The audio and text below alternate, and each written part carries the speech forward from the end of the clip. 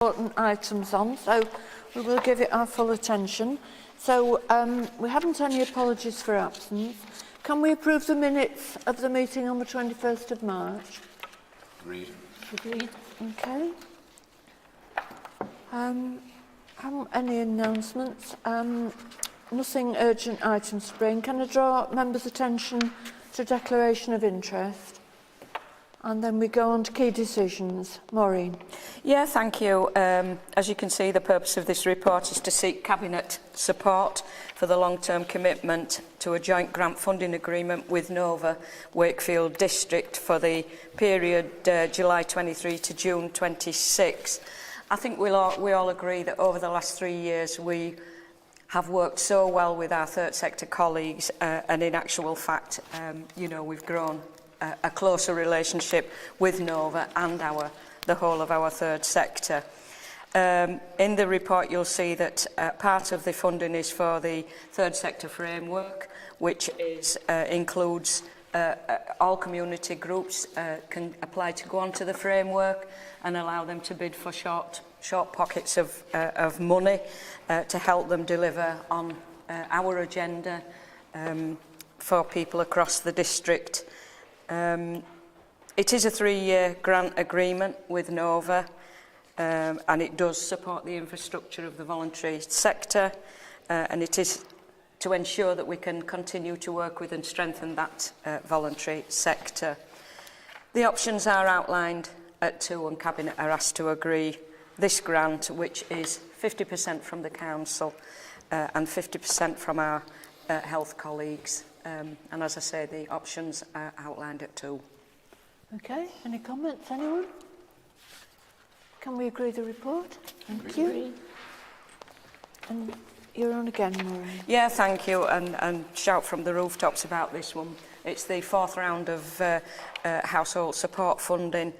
We have this time received a year's amount of 6.249 million. The report actually outlines how that funding will be distributed, certainly over the year, and this time it does actually include those partners who have no children but are on the cusp of requiring our help. Last time when we accepted this funding, we didn't charge any admin fees, but this time sadly we have to, simply because it is over the year and it does take quite a lot of administration. I think everybody this time is benefiting, as you can see in 4.2 down, households with children, pensioners, people who are disabled, as I've just mentioned, those residents on low incomes.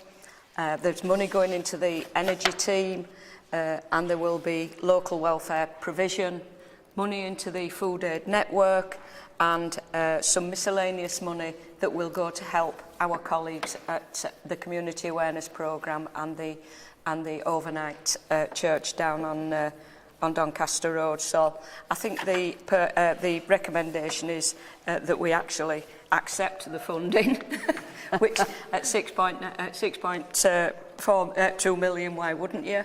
It's sad that I think we are in the situation of accepting funding to help people who are being decimated by the cuts and the cost of living crises that we're in, but the recommendation is that we accept the funding. Yeah, as you say, Maureen, why wouldn't we? But it's sad that we're in a position where we need to do this, but at least it's there to help people. So I think we're glad to receive the money. Anybody want to comment? Margaret?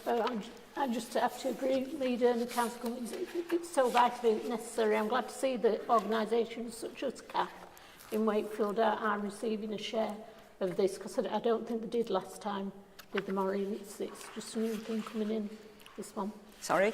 With CAP, with the Community Awareness Programme, that they're receiving it. I don't think they received it last time. They didn't last time, no. There are 1 or 2 alterations to how we've distributed the money this time, and yeah, I mean the long-term work of CAP is recognised not just in your ward but across the district in supporting and helping us with those people who are homeless, that go there and get a meal, that can get a shower, that can get warm drinks.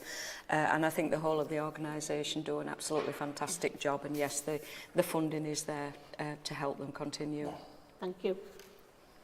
Okay, can we go with the report? Agreed. Okay, thank you. Matthew.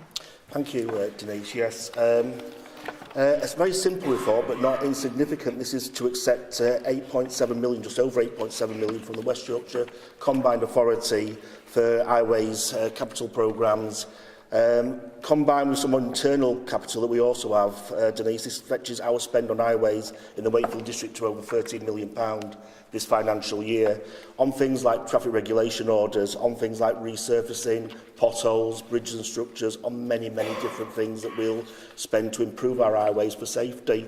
I think any of us who are on social media that post anything, everyone's got an opinion on the highways, how they should be run, how they shouldn't be run, what we're doing right, what we're doing wrong. I will assure all residents that this money will go for the betterment of the district. It'll be well spent and it'll improve our highways. It is a difficult task, as we know. We have rising costs of escalation of prices of materials, but we will invest this money wisely. So with that, I move the report at 4.1 on page 49. Thank you. Any comments? Just to really welcome the report, Matthew. I think you're completely right. This is highways, potholes, making roads back to what they used to be is a #1 priority for so many of our residents right across the district. And I think everyone welcomes as much funding and investment as possible into getting those roads up to a really good state. So totally welcome this report, and I know everyone's going to be really happy about it. Thank you. Yeah, whatever the money, there'll never be enough to do everything that we want to do. And it's not just in this authority, it's across the country. There's never going to be enough for highways. But we just have to keep going and obtaining as much money as we can and doing everything we can. But when you look on social media, and I've seen some stuff on your media, it is all mentioned about resurfacing, potholes, etc. And it seems to be quite the thing. So, we welcome the money and we just do what we can and share it out across the district. We do. I think it's not just that money, accepting the money from the Combined Authority via the government. It's the fact that we're putting our own capital money into this as well. That's how serious we are about it. Not every local authority does that, and we've done that for a number of years, which I'm proud about. Yeah. Okay, can we agree the report? Agree. Okay, thank you. The last item is the finance health report. The health report can be found on pages 59 to 82, presents the provisional financial outturn for the Council 2022-23.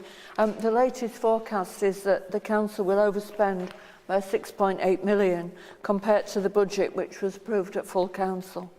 This forecast overspend is just less than 3% of the net budget and is a favourable movement when compared to previously reported position. Table 1 on agenda at page 61 provides a summary by directorate with more detail if anyone wants to look at that. And the recommendations are on page 59 and I move the report. Any questions, anyone? Okay, thanks very much everyone. Short meeting, but thanks all for attending.